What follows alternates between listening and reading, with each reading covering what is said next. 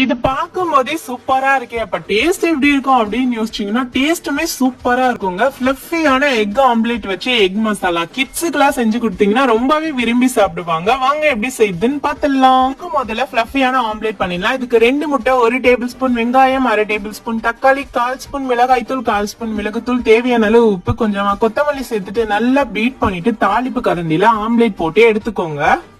அடுத்து ஒரு பேன்ல எண்ணெய் சேர்த்துட்டு பொடி பொடியா கட் பண்ண ஒரு பெரிய வெங்காயம் சேர்த்துக்கோங்க. 2 பச்சை மிளகாய் சேர்த்துட்டு வதக்கி விட்டுருங்க.